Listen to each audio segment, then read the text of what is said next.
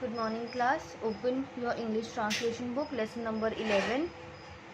पास perfect tense. आपकी book में present perfect tense लिखा है, जो कि चैप्टर का नाम गलत लिखा है. ठीक है, ये जो चैप्टर है वो है आपका पास परफेक्ट टेंस, क्योंकि प्रेजेंट परफेक्ट टेंस हमने प्रीवियस PT2 में हमने रीड किया था. ठीक है, ये आपके चैप्टर का नाम गलत है, तो आप इसको करेक्ट कर लीजिए.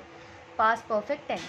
आपकी बुक में पास परफेक्ट टेंस में अगर कोई हमें वाक्य हिंदी में दिया हो तो हम उसको कैसे ट्रांसलेट करेंगे, उसके लिए कुछ रूल्स दिए हुए हैं जिनको मैंने और सिंपल वे में लिखा है ताकि आप इजीली सेंटेंस को ट्रांसलेट कर पाएँ. ठीक है, मैंने इसमें आपको ना एग्जाम्पल्स में कुछ सेंटेंसेस दिए हुए हैं. ये सेंटेंस आपके बुक वाले ही एग्जाम्पल है. ठीक है, तो हम बुक में से ना देख करके यहीं से मैं आपको एक्सप्लेन कर दूँगी.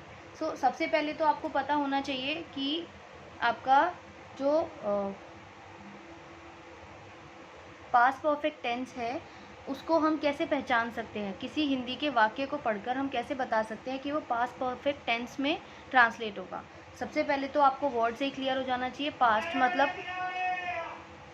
मतलब जो एक्शन हो रहा है वो कब हुआ है, पास्ट में हो चुका है. ठीक है, तो इससे हमें पता चल रहा है टाइम का.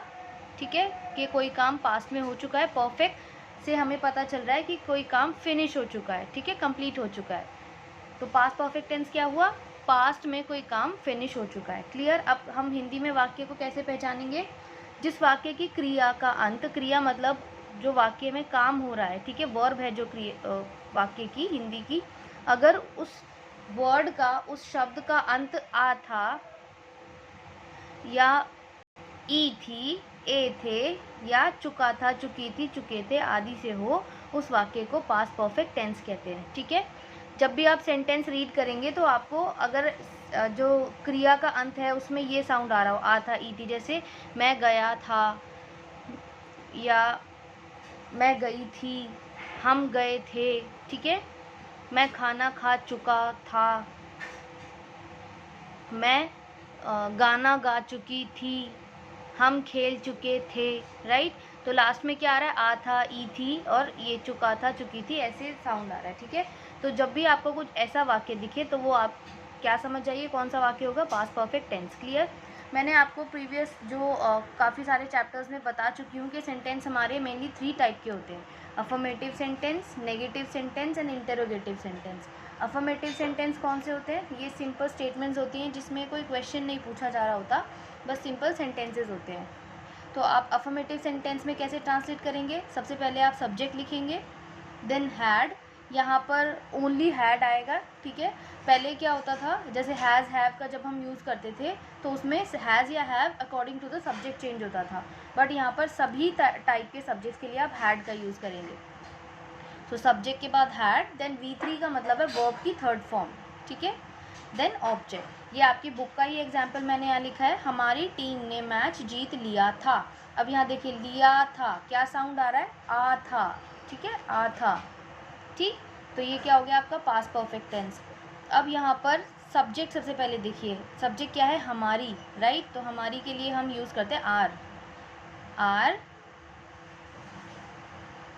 टीम, हमारी टीम, ये पूरा आपका सब्जेक्ट है, आर टीम.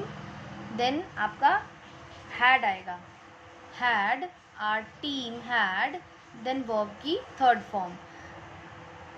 विन की थर्ड फॉर्म होती है won, R team had won. Then object, किसके बारे में बात हो रही है, मैच के, तो क्या जीता, match, the match. R team had won the match. Clear. Next जो आपका टाइप का सेंटेंस होता है वो होता है आपका नेगेटिव सेंटेंस. नेगेटिव सेंटेंस कौन से होते हैं, जिसमें नॉट का यूज़ हो रहा होता है. ठीक है, जैसे उन्होंने प्रश्न हल नहीं किए थे, जहाँ पर भी नहीं आपको दिख जाएगा ना, ई थी, ए थे, चुका था, चुकी थी के साथ नहीं, तो वो क्या होगा, वो आपका नेगेटिव सेंटेंस होगा. उसको आप कैसे ट्रांसलेट करेंगे, सबसे पहले आएगा आपका subject, then had, then not, then verb की थर्ड फॉर्म के बाद ऑब्जेक्ट. ये भी आपकी बुक का एग्जाम्पल है, उन्होंने प्रश्न हल नहीं किए थे. अब यहाँ पर सबसे पहले सब्जेक्ट क्या है, उन्होंने. उन्होंने के लिए इंग्लिश में यूज़ करते हैं दे. उन्होंने, they, then had, then not, they had not, verb की थर्ड फॉर्म हल करना। यहाँ पर काम क्या हो रहा है, वर्ब मतलब कोई एक्शन जो हो रहा होता है, तो यहाँ पर हल करना मतलब सॉल्व करने की बात हो रही है, तो वर्ब क्या हो गई सॉल्व, और इसकी थर्ड फॉर्म क्या हो गई solved. They had not solved, then object किसके बारे में बात हो रही है, सम्स के बारे में, प्रश्न के बारे में, the sums, they had not solved the sums. Clear. Then third type of sentence is interrogative sentence. ये कौन से सेंटेंस होते हैं, जब हम क्वेश्चन पूछ रहे होते हैं तब हम इंटरोगेटिव सेंटेंस का यूज़ करते हैं, ठीक है। जैसे क्या अध्यापक यह पाठ पढ़ा चुका था, क्या आप खाना खा चुके थे, क्या आप अभ्यास कर चुके थे, ठीक है। तो जब भी हम प्रश्न पूछ रहे होते हैं तो हम इंटरोगेटिव सेंटेंस का यूज़ करते हैं। तो आपके पास परफेक्ट टेंस में इंटरोगेटिव को कैसे ट्रांसलेट करेंगे, हमें पता है जो हेल्पिंग वर्ब है उससे आपका सेंटेंस स्टार्ट होता है। सो यहाँ पर हैड से होगा स्टार्ट, हैड, देन आपका सब्जेक्ट आएगा, देन वर्ब की third form and then object. बहुत सिंपल है। आपकी बुक का एग्जाम्पल रीड करते हैं। क्या अध्यापक यह पाठ पढ़ा चुका था। यहाँ पर क्वेश्चन मार्क, बहुत से बच्चे आप लोग भूल जाते हैं क्वेश्चन मार्क लगाना। जब भी हम प्रश्न पूछते हैं, क्वेश्चन करते हैं, तो क्वेश्चन मार्क लगाना लास्ट में बहुत ज़रूरी होता है, ठीक है। तो यहाँ पर हैड से सेंटेंस स्टार्ट होगा, हैड, देन आपका आएगा सब्जेक्ट। सब्जेक्ट कौन है यहाँ पर, टीचर, हैड द टीचर।